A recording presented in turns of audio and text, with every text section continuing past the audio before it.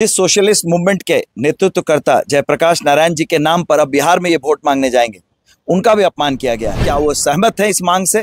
क्योंकि आरएसएस कहीं ना कहीं भारतीय जनता पार्टी का इंटेलेक्चुअल मेंटोर है। भारतीय जनता पार्टी के लोग जो है वो लगातार इस पर भी सवाल उठा रहे हैं। उनका कहना है कि झारखंड मुक्ति मोर्चा पेशा से डाइवर्ट करने के लिए सरना धर्मकोड की बात जो है इसे मुद्दा बना रहा है। अगले 4.5 सालों तक इन्हें राजनीतिक बेरोजगारी काटनी है। जब इनकी सरकार थी, उन्होंने आदिवासी समुदाय की आत्मा सीएनटी एसपीटी को संशोधन कर उनकी आत्मा को चोट पहुंचाने का काम किया था, जिसका परिणाम वो भुगत चुके हैं। मैं आपके साथ अभिषेक पीयूष। आपको बता दें कि आरएसएस ने संविधान से सोशलिस्ट और सेकुलर शब्द को हटाने की मांग की है। इस विषय पर बात करने के लिए अभी हमारे साथ झारखंड मुक्ति मोर्चा के केंद्रीय प्रवक्ता कुणाल सारंगी मौजूद हैं। हम सीधे उनसे जुड़ते हैं और उनसे समझते हैं कि उनका क्या कुछ कहना है, क्या कुछ कहेंगे। देखिए, ये कहीं ना कहीं सीधे तौर पर संविधान की आत्मा पर चोट की गई है जी। और जिस संविधान के निर्माता बी.आर. अम्बेडकर की प्रतिमा पर भारतीय जनता पार्टी वाले श्रद्धांजलि देते हैं और कहते हैं वो हमारे संविधान के निर्माता थे, उनके लिए हमारे दिल में बहुत सम्मान है, उनका अपमान किया गया है। और जिस सोशलिस्ट मूवमेंट के नेतृत्वकर्ता जयप्रकाश नारायण जी के नाम पर अब बिहार में ये वोट मांगने जाएंगे, उनका भी अपमान किया गया है। भारत की अंतर्राष्ट्रीय स्तर पर जो पहचान है वो सभी धर्मों के साथ सद्भाव रखना, सभी जाति सभी धर्म के लोग शांति से यहाँ रह पाएंगे, वसुधैव कुटुंबकम की जो हमारी भावना है, हमारी पहचान वो है, उस पहचान पर भी चोट की गई है। मैं आपके माध्यम से भारतीय जनता पार्टी के लोगों से पूछना चाहता हूँ, क्या वो सहमत है इस मांग से? क्योंकि आरएसएस कहीं ना कहीं भारतीय जनता पार्टी का इंटेलेक्चुअल मेंटोर है। जो बौद्धिक मार्गदर्शन का काम वो आरएसएस करती है भारतीय जनता पार्टी को, और देश के प्रधानमंत्री जी को भी, क्योंकि ये भारतीय संविधान पर हमला किया गया है, तो देश के प्रधानमंत्री जी को भी अपनी स्थिति स्पष्ट करनी चाहिए कि क्या वे इस देश को धर्मनिरपेक्ष नहीं रहने देना चाहते, क्या वे इस देश से समाजवाद को खत्म करना चाहते हैं, जयप्रकाश नारायण के मूल्य, बी.आर. अम्बेडकर के मूल्य को खत्म करना चाहते हैं। ऐसी भावना के साथ क्या देश की सरकार है, क्या भारतीय जनता पार्टी के लोग हैं? इस प्रश्न का उत्तर मैं आपके माध्यम से उनसे पूछना चाहता हूँ। आरएसएस की जो मांग है, इस मांग पर झारखंड मुक्ति मोर्चा क्या कुछ मांग कर रही है? देखिए, मैंने स्पष्ट कहा, झारखंड मुक्ति मोर्चा संविधान के साथ इस तरह की किसी भी छेड़छाड़ का पुरजोर विरोध करती है, कड़े शब्दों में निंदा करती है। और झारखंड की सबसे बड़ी पार्टी और इस देश में जो महागठबंधन की एक महत्वपूर्ण साथी होने के कारण ये हमारा नैतिक दायित्व है कि देश के संविधान से हो रहे किसी भी छेड़छाड़ के विरोध में हम आवाज़ बुलंद करें।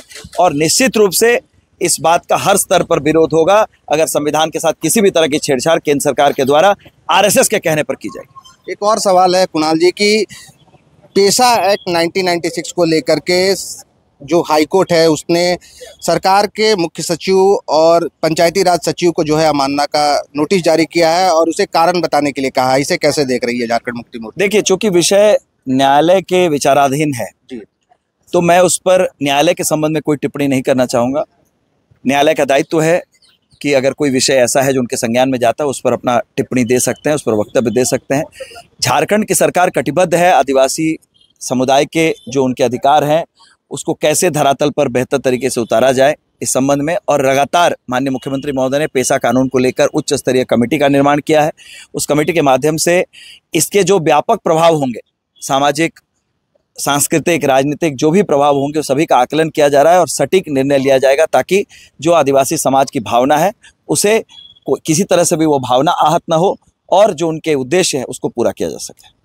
हाईकोर्ट ने अगली सुनवाई के लिए 25 अगस्त का तिथि जो है इसे निर्धारित किया है। कैसे देख रहे हैं कि क्या 25 अगस्त से पहले सरकार जो है राज्य में पेशा कानून लागू करने जा रही है या फिर इसमें अभी और समय लग सकता है? देखिए, जब कोर्ट की बात है तो तारीखों पर विवाद करना, बात करना, यह अपरिपक्वता होगी जी। अगर कोर्ट ने कोई विषय कहा है तो निश्चित रूप से आज का उसे संज्ञान में लेगी और गंभीरता के साथ, जिस तरह से सरना कोर्ट पर हम लोगों ने पहल की है, केंद्र सरकार को विधानसभा से रिपोर्ट भी भेजी गई है, एसटी कमीशन ने भी अपना रिकमेंडेशन दिया है कि जो सरना धर्म को मानने वाले लोग हैं, जो प्रकृति की पूजा करते हैं, जो मूर्ति पूजा में विश्वास नहीं रखते हैं, उनके अधिकारों का सम्मान होना चाहिए। उसी तर्ज पर राज्य सरकार कटिबद्ध है कि पेशा कानून के तहत जो आदिवासी समुदाय के अधिकार हैं उनको बचा कर रखने की हर वो जिम्मेदारी जो उनके कंधों पर है उसे हम पूरा करें। भारतीय जनता पार्टी के लोग जो है वो लगातार इस पर भी सवाल उठा रहे हैं। उनका कहना है कि झारखंड मुक्ति मोर्चा पेशा से डाइवर्ट करने के लिए सरना धर्मकोड की बात जो है इसे मुद्दा बना रही है। देखिए, अभी अगले 4.5 सालों तक इन्हें राजनीतिक बेरोजगारी काटनी है। जब इनकी सरकार थी उन्होंने आदिवासी समुदाय की आत्मा CNT SPT को संशोधन कर उनकी आत्मा को चोट पहुंचाने का काम किया था, जिसका परिणाम वो भुगत चुके हैं। इसलिए घड़ियाली आंसू बहाने की जगह वो सकारात्मक सुझाव दें राज्य सरकार को कि कैसे पेशा कानून को बेहतर तरीके से धरातल पर उतारा जा सके, और केंद्र की सरकार को बोले कि हमारा जो प्रस्ताव गया है सरना कोड को लेकर उसे जल्द से जल्द अपनी सहमति प्रदान। एक अंतिम सवाल कुणाल जी कि राज्य के पूर्व मुख्यमंत्री रघुवर दास पेशा को लेकर के लगातार प्रेस कॉन्फ्रेंस कर रहे हैं और अब वो जो है सीधे तौर पर मुख्यमंत्री को कटघरे में खड़ा कर रहे हैं और उन पर सवाल उठा रहे हैं कि आखिर किसके डर पर मुख्यमंत्री हेमंत सोरेन पेशा राज्य में नहीं लागू करना चाहते हैं। इसे कैसे देख उड़ीसा में पेशा कानून लागू हुआ है क्या? मैं आपसे उनका कहना है कि उड़ीसा में जब मैं राज्यपाल बना तो मैंने इसके लिए जो है मुख्यमंत्री को बुला करके इस पर पहल की। मुख्यमंत्री को जब बुलाकर पहल की, राज्यपाल वो थे, पेशा कानून को पहल क्या की है? अभी तक क्यों नहीं लागू हुआ उड़ीसा में पेशा कानून? तो रघुवर दास जी धैर्य रखें। आदिवासी समुदाय, मूलवासी समुदाय के जो आकांक्षाएं हैं उसे पूरा करने का काम भी हेमंत सोरेन जी की सरकार ने पहले भी किया है, आगे भी करे। चलिए, अभी हमने कुणाल सारंगी से बात की। उन्होंने आरएसएस के द्वारा जो उठाए गए सोशलिस्ट और सेकुलर का जो सवाल है उस पर भी अपनी बात रखी, साथ ही पेशा पर भी अपनी बात रखी है।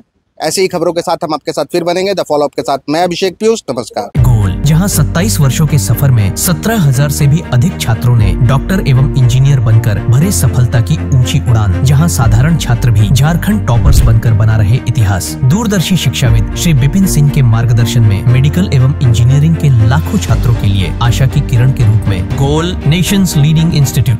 बायोम सिर्फ मेडिकल प्रिपरेशन का संस्थान। बायोम से लगातार दूसरी बार नीट यूजी में 700 मार्क्स पार। 10th पास स्टूडेंट्स के लिए फाउंडेशन कोर्स, 11th पास स्टूडेंट्स के लिए फ्रेशर कोर्स और 12th पास स्टूडेंट्स के लिए टारगेट कोर्स 17 अप्रैल से शुरू हो रहे हैं। कॉल 7360066190 और visit Biome, circular road near women's college and Hinoo, Ranchi. thefollowup.in. Like, share and subscribe. www.thefollowup.in